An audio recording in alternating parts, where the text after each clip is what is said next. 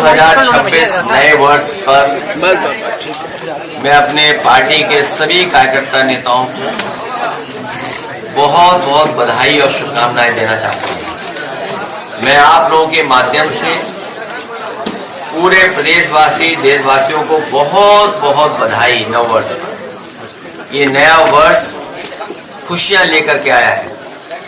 नया वर्ष हमें मौका देता है नया संकल्प लेने का। हम सब लोग संकल्प लेकर के कि देश की तरक्की कैसे हो, समाज की खुशहाली कैसे हो, उस रास्ते पे चल करके जो देश की मूल भावना है, बाबा साहब भीमराव अम्बेडकर जी ने जो रास्ता दिखाया संविधान का, उस पर चल करके डॉक्टर राम मनोहर लोहिया ने जो हमें समाजवादी चिंतन दिया और नेताजी और सबने मिलकर के एक सेकुलर रास्ता दिखाया, उस संकल्प को लेकर के हम लोग दोहराते हैं कि देश को और समाज को खुशहाल, सोशलिस्ट और सेकुलर बना करके तरक्की और खुशहाली की तरफ लेकर के जाए। जिस समय मुख्यमंत्री जी ने कहा था कि 4 करोड़ वोट उनके कट गए हैं, उसी समय उन्होंने अधिकारियों को संदेश दिया था बेईमानी करने के लिए।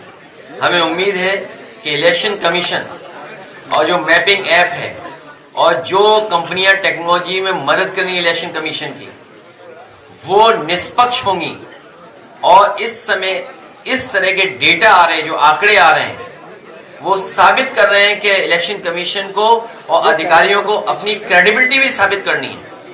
क्योंकि अगर आंकड़ों में फर्क आता है, स्टेट गवर्नमेंट के दूसरे आंकड़े हैं तो SIR के दूसरे आंकड़े हैं, तो और फिर इलेक्शन कमीशन को यह भी सोचना पड़ेगा फिर कि SIR का मतलब क्या हुआ, रिवीजन का मतलब क्या हुआ, इंसेंटिव उसका मतलब क्या हुआ।